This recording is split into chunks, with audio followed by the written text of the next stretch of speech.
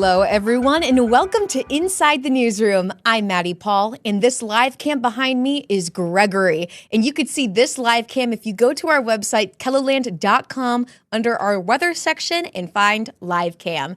This is Inside the Newsroom. We give you the trending stories of the KELOLAND area, and we bring in our newsroom staff members to talk about those trending stories. And they just happen to be the same trending stories you see every day on our newscasts and online at KELOLAND.com.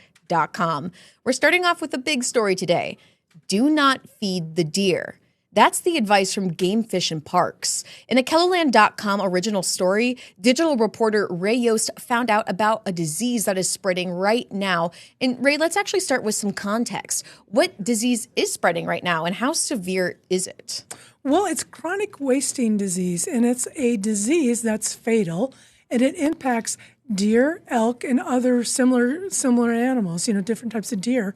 And so what it is, it's a degenerative disease. It's like an abnormal protein that basically infects the deer or elk or similar animal, and it just takes about 2 years before it really manifests in the fatality. And so Game Fish and Parks has been seeing this disease come up recently within wildlife? Well, yeah, recently, probably more in South Dakota within the last 20 years or so. So roughly every 5 years, they have a plan called the Chronic Wasting Disease, or CWD management plan, in those particular animals that are susceptible to it. So it's trending, and but there's not thousands impacted. There's roughly about 430 some cases, but it's enough of a concern that they need a management plan, and they have advice on it. So how does the disease spread, and then how can we as a community not feed the deer right now? Sure. The disease spreads in a couple of different ways. It's when you see antler animals fight, and that touching, or just general touching, or some of the maternal care can pass it on because they're touching and it's their young that they're interacting with. Grassy areas where they feed, so that can be a high impact area for the spread because saliva and stuff exchanges there. And one of the things that the advice comes from not feeding the deer is because gravity feeders, those that kind of release it and go down, and you think they're relatively safe because, maybe they're not munching head to head at a grass, but that actually kind of spills out the feed, corn in some cases, and it invites, I guess is the good word, invites deer or similar animals to gather. And then when they're gathering, that's where they can exchange their feces or touch or their saliva or other things. So things that cause deer to gather, the GFP is saying, please don't do that, public, because it's just a really good way to spread the disease. You really have a good knowledge about what's going on with this disease. So what kind of research did you have to do for this story? Was this information that you were able to get just from your interviews, or did you have to outsource and find different information for yourself? What was that research process? Well, it was kind of a fortunate, almost luck, taking advantage of an opportunity sort of thing. The GFP has, like I said, its chronic wasting disease plan, and they're updating it now. So they're looking for public comment, and I have those links in my story as well. So they want the public to give feedback. Well, the week before, or roughly the week before, I'd listened to the GFP commission meeting where biologists gave an update on CWD. So in terms of looking at the management plan, the draft plan as it is now, going back and re-listening to that GFP commission meeting where the biologists gave up just tons of great information, you put the two together, and this was one like, okay, we've got a plan that they want public comment on it, but here's some information I got from that commission meeting that really played well or fit well into the whole story. So the research was kind of there, and I just had to take the time to put it together. Nice. Yeah. One thing that really caught my eye for this story was actually your headline, GFP, don't feed the deer, it could kill them. It's very striking. So what was your process for coming up with a headline like this? Did you want it to be striking in a way, or what did you want viewers to think about it before they clicked on it? Well, so you're always looking for a headline that is accurate, but also kind of grabs attention. I mean, the story is important. You want to bring people in and deer and feeding. And so you want it accurate, which is, you allow the GFP says, And it's a piece of the advice or piece of the plan that they have included in that draft, and it's a piece that was pretty well emphasized in the GFP commission meeting when he was talking about the new plan. So it's accuracy, it's wanting to get some attention, draw people in, and a headline can not always tell the whole story, but it tells an accurate piece of this story to kind of draw you in and then hopefully keep you reading into the rest of the story. Absolutely. Yeah. Ray, these were wonderful details. Thank you so much for coming to the digital desk to talk about this story. Everyone stick around. We still have so much to get through for Inside the Newsroom. Coming up next, the city is set for holiday lights and skating season. Let's get in the holiday spirit when we come back after the break.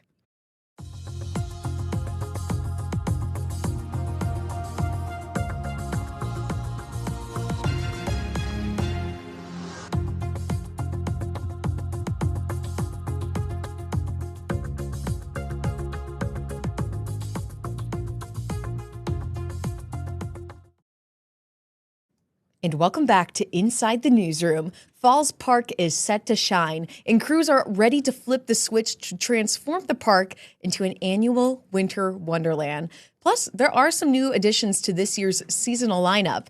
Carly Phillips tells us what holiday attractions visitors can expect to enjoy in Sioux Falls. Hundreds of thousands of holiday lights decorate the bridges, trees, and poles at Falls Park, ready to light up the night this Friday when Winter Wonderland returns. Over the last few years, Winter Wonderland has brought over 90,000 people to Falls Park. The holiday favorite will illuminate the falls through January 5th.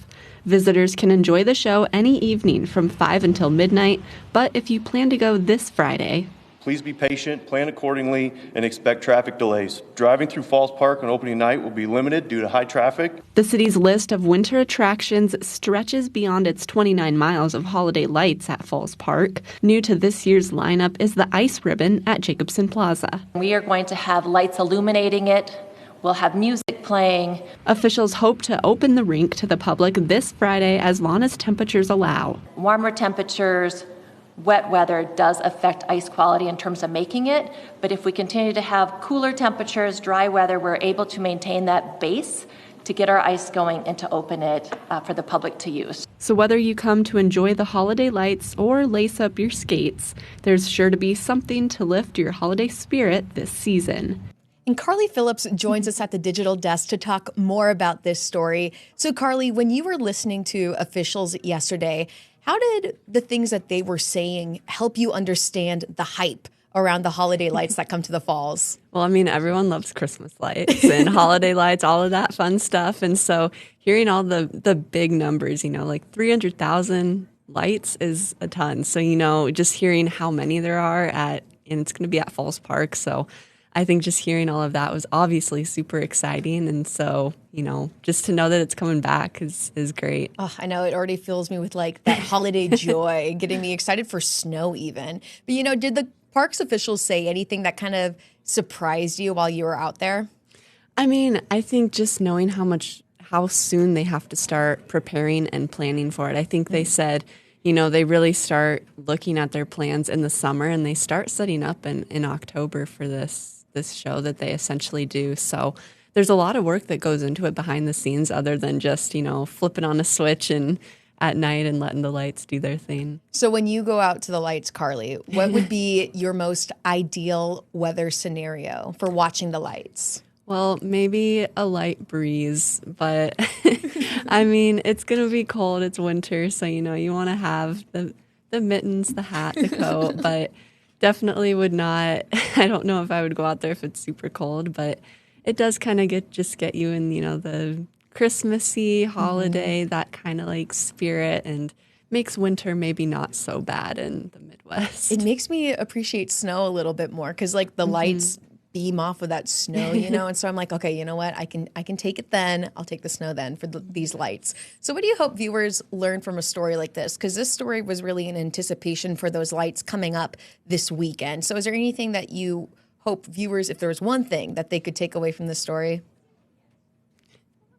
Just basically go out there and see them, especially if you have already or haven't. It's a great thing to do. But then also with the ice ribbon opening, that was one of the things they talked about that's brand new. And so really getting to take advantage of that and, go check it out. And hopefully, as long as it's not super warm, they're going to be able to open it this Friday, the same day as those lights go on too. So exciting. But you're kind of switching gears for a story that you're working on tonight, right? So what will you be giving us tonight on KELOLAND News? Right. So I am going to do a story about Sanford Hospital's cardiac rehabilitation program. It is moving from where its current location is to a new one. And so we're going to go talk about why they've decided to move, and we'll also hear from a patient that uses their resources as well. Well, Carly, thank you for giving all of these details here at the digital desk. And everyone, stick around for more on Inside the Newsroom. Up next, the Banquet receives the gift of gobble. What a headline, right? Let's find out more when we come back after the break.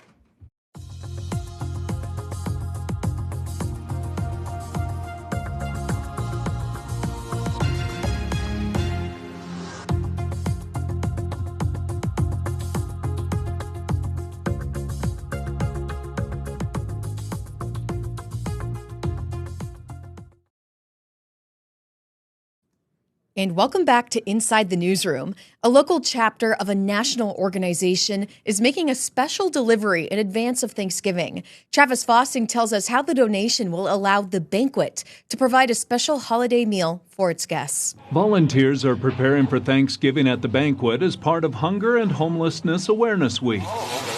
Outside the downtown Sioux Falls nonprofit, the main dish of the upcoming holiday meal is making its entrance. They are bringing us 70 turkeys.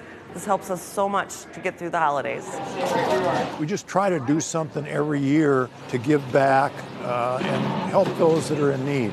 The 70 turkeys will feed the guests of the Banquet on Thanksgiving Day and are a gift from the East Dakota chapter of the National Wild Turkey Federation. People like you and I maybe take a hot meal for granted. We have family and friends over and we have lots to eat. There's a lot of people out there that are suffering that cannot do that. So it gives you a warm feeling inside to do something for those people in need. Ron Schauer is a member of the Turkey Federation, which has donated nearly 1,000 birds to the Banquet over the past 2 decades. We've gotten such a positive reaction from people that see it on the news, people we talk to that say, hey, this is a good program. We can benefit a lot of people. So we've actually been getting donations that help us up the ante every year. To have this gift that we don't have to rely on other donations for, it just helps us out so much to be able to give that Thanksgiving meal to so many people in our community that might not have it otherwise. Executive Director Tamara Yerke-Liesinger says the guests are grateful. They're so surprised that it's just like it was when they were a kid, so it just means a lot. And the members of the Turkey Federation are happy to help. And Travis Fossing joins us at the digital desk to talk more about this story. Travis, what a fun story. I love your headline. It just makes me smile. The gift of gobble. How did you come up with that? Well, I was thinking the gift of, and then I was like, gift of gab. Well, how about the gift of gobble? It just puts it all together. You get it. You get it right away. It's something to grab your attention. Yeah, I love it a lot. And when this story aired yesterday, one of our anchors had a little side note afterwards, and they said that the total number of turkeys donated this year is actually 71.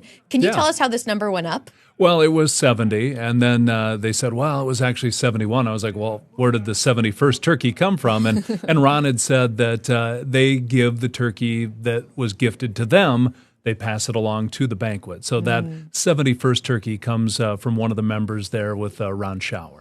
And actually one of my biggest takeaways from the story was from Schauer, and he said people like you and I may take a hot meal for granted or having family and friends around you. It just puts into perspective why this donation exists in the first place. So what do you hope viewers can take away from a story like this? Well, that every donation out there helps, whether you're giving 70 turkeys or a single turkey or whatever the case might be. But just how much these meals are appreciated down at organizations like the Banquet. I mean, they'll spend basically a week prepping for this. They had some groups in yesterday literally making some of the salads that are going to be served on Thanksgiving. They made them yesterday. They'll freeze them. They'll bring them back out for Thanksgiving.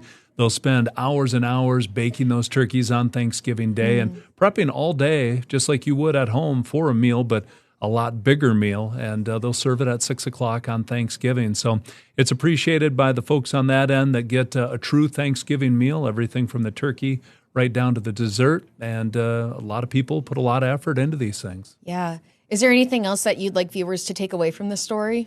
I think that about covers it. I think you got it great, Travis. Thank you so much for being at the digital desk with these details. And everyone stick around. We're learning about an event to walk a mile, and it's back for its 9th year. Stick around for more Inside the Newsroom when we come back after the break.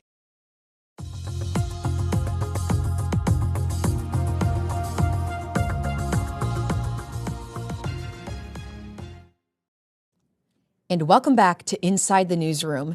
To finish off Hunger and Homelessness Awareness Week this Saturday, the St. Francis House is hosting a walk. But there's a bit of a twist. Summer Roddershot takes us there to learn how you can help out by more than just walking. Many homeless people have to carry around all of their possessions. That's why the St. Francis House is hosting its Walk a Mile event this weekend. We walk the mile from that memorial up to the St. Francis House, carrying a backpack of 15 pounds of non-perishable items so that we can share those with our partner agencies on Tuesday, December 2nd. People at the event are encouraged to fill a backpack ahead of coming to the event, with the items then being given to those who need it. It's everything from personal hygiene items to socks to hats, to simple things of over-the-counter medications, Tylenol, ibuprofen, cold and flu items, med bars so that people can put their meds in so that they are taking them correctly. It's Leonard Sugar's first time participating in the walk. His reasoning for getting involved is simple. For the fundraiser and, for the people out there and show them that we can do it.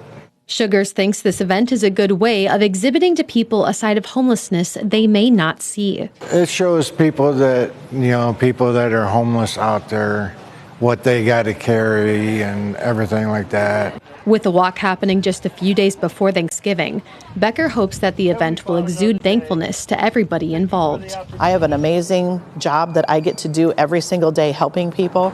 I have a family, I have a car that I get to drive, and just being thankful for those things and being able to help bring others along and give them opportunities to have things to be thankful for as well. And Summer Roddershot joins us at the digital desk to talk more about this story. Summer, how much information about the walk did you know before going into the interviews? Did you know that there would be a bit of a twist to this walk? So actually, right when I started at Kelo, I used to be the Saturday reporter. And so one of my first stories, I remember my boss was like, hey, Summer, you're going to this. I'll meet you there and help you arrange everything. So honestly, it was one of my first stories that I remember.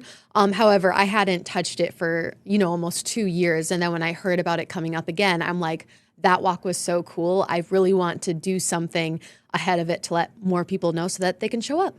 Wonderful. And, that little bit of the twist, those items in the bags with the walk, what actually happens to those items after they're gathered in the bags?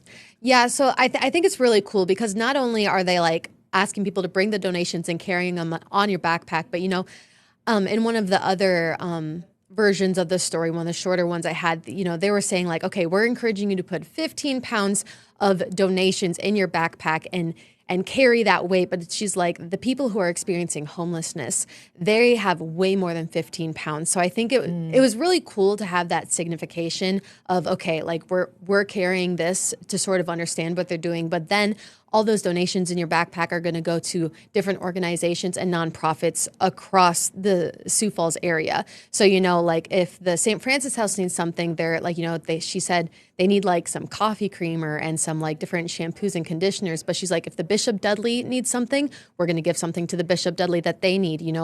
If we have kids' backpacks and a school needs kids' backpacks, we're going to send that there. So really, it's with the St. Francis House, but they're collecting all these things to then disperse to all of the people that serve hungry and homeless people.